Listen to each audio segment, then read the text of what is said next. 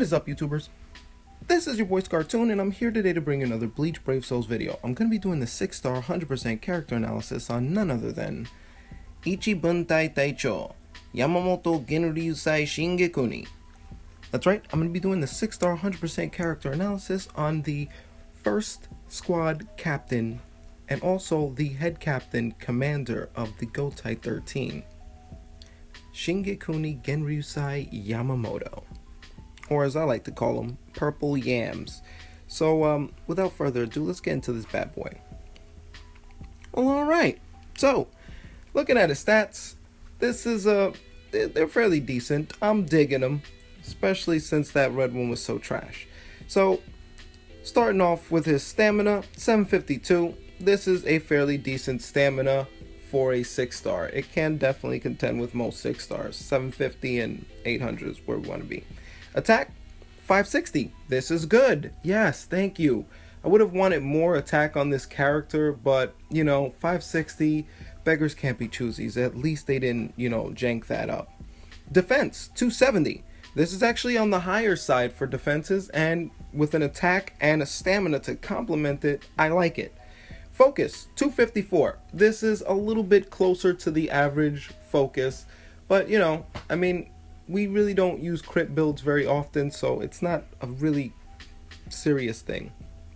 And SP is 517. This is pretty good. Usually when they're somewhere past the 500 mark, you can, you know, make inferences that their strong attack damage will be pretty potent. Okay, and he has a fire duration soul trait to boot.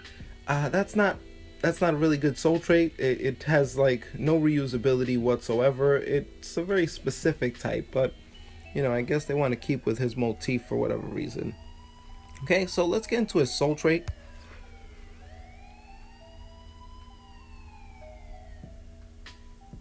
Well, alright, so looking at his soul trait, he has 5 attainable upgrades, none of which block his path to completion of 150. So if you wanted to collect that 75 orbs and you really don't want to pay mind to them, you don't have to worry about getting a raid character. And all you need is the SP jewels after augmentation and the leveling process. So that's pretty okay.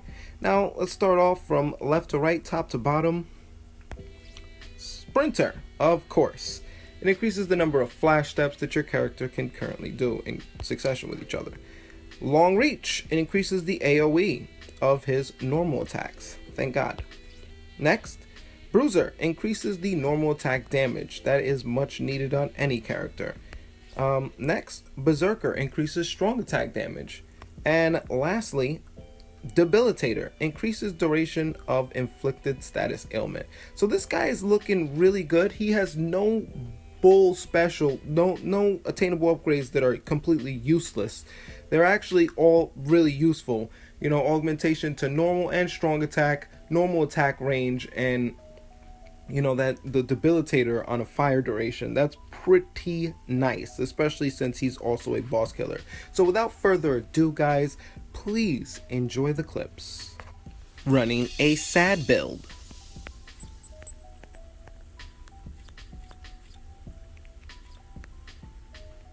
Sad build. Full boosterinos, Kenpachi raid quest. Let's get it poppin'.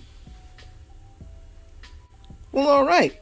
So, since we're running a sad build, first thing we have to do is test out those cooldown times. So first strong attack, 8 seconds. Second strong attack, 16 seconds. And final strong attack will be 24 seconds. Alright, these are fairly standard cooldown times. You know, with most characters, they're all the same. So, let's see the strong attack damage here. Alright, so the first one definitely is probably not going to knock out any entry level mobs. The second one, I do like this vortex, very reminiscent of Barragans, except it has a chance to burn proc, which is going to do extra additional damage and not something where you have to do the damage yourself. Alright, so entry level mobs really don't get too much. Oh wow, that third strong attack just does some real serious damage. What I do like is that every single one of his strong attacks, though, however weak they seem, they actually are multi-hits. I believe all of them are 3+ multi-hits, which is crazy. I haven't seen anything like that on most characters. Usually one of them is going to be somewhere around 2. Or maybe the first one is 2. can't really tell. But from what I can tell, this guy, he's pretty good. He's very well balanced when it comes down to a sad build. I don't have a problem with the cooldowns because he actually provides really decent normal attack damage, almost hitting upwards to a K, which is promising. So yeah, sad build completely viable, nice and smooth. Okay, gonna test out Purple Yam Special. No Tenchenti. Just testing out his special.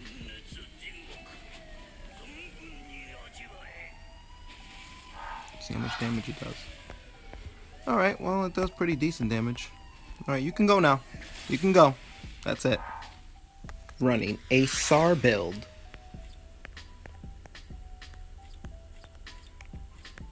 SAR build, Kenpachi raid, full boosterinos.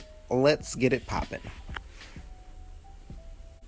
Alright, so since we're running a SAR build, first thing we have to do is test out those cooldowns. So first strong attack, 5 seconds. Second strong attack, 11 seconds. And last strong attack, 16 seconds. Okay, so fairly standard cooldown time since, you know, this character is with a burn duration, so he's not going to have any extras on sad, SAR, and ads, you know.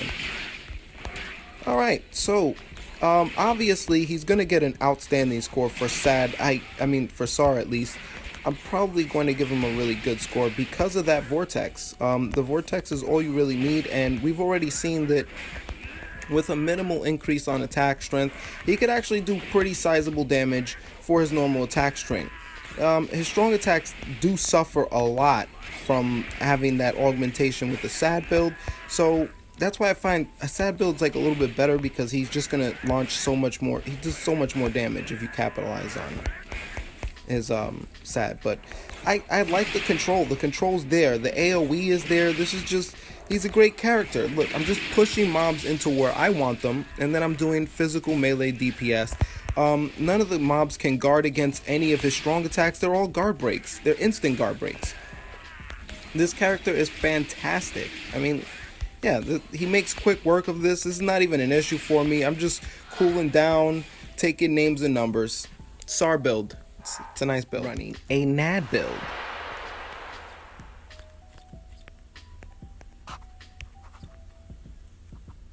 NAD build. Full boosterinos, Kenpachi raid quest. Let's get it poppin'. Well, alright. So, since we're running a NAD build, let's test out those, the string. 1, 2, 3, 4. Very fast string. I like it. I think it's really good. Alright. I mean, it's not really a fast string. It's pretty slow compared to most characters. But it is what it is, guys. Can't have it all. Alright, so his normal attack string is producing okay damage. Once again, not really all that high, but when it crits, it's serious. That's some serious critting right there. And it's critting very often. Wow, I didn't know that an increase on his focus to certain degrees give him almost infinite crit. It's crazy. He doesn't produce a lot of damage on his normal attacks. Obviously, they get completely cut in half. But, you know, having a vortex and being able to do 2k, almost 2k all the time per swipe consistently, I think that, you know, a NAD build, it deserves some consideration here. A NAD build is actually a completely viable build as well, even with 0 SP. Well, there you have it. That's my 6-star 100% character analysis on Purple Genryusai. In the end, you find out that this character is best with a NAD and a SAR build, as they get the top scores, and trailing behind is the sad build, but not by much.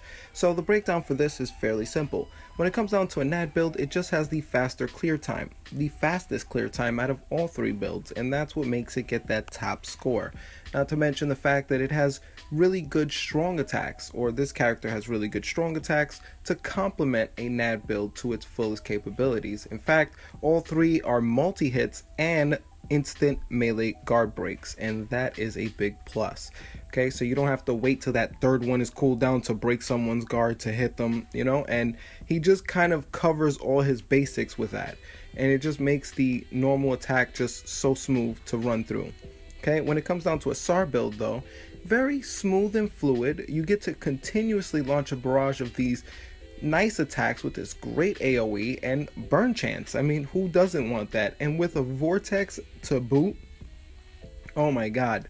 Forget it. You're just killing mobs. And it's not a weak vortex. It actually hits with significant amount of damage. In fact, I think if you vortex on an entry level mob, you could probably kill them with that one vortex without doing a thing. So it's pretty good to know. Okay, and lastly, the sad build, it gets the lower score, and it's just mainly because if I increase his strong attack damage by 60%, and he's not able to kill an entry level mob with the first or third strong, like the ones that's going to produce the more meaty damage, then I just feel it's not really worth it to waste all those resources on that aspect of him.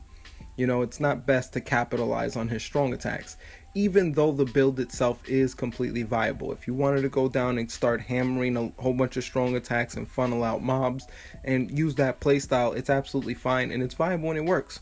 But for me, I just wouldn't do it, especially when the SAR and the NAT build are just faster and better. Okay, so that's the breakdown for that. But in terms of this character, there's just so much to talk about. Okay, he's just a really, really great character. First off, he's purple, so he's gonna be doing stock damage plus on any and all raids. That is a big plus. When it comes down to his strong attacks, they're all guard breaks. They all are multi-hits and hit upwards of 3+ hits.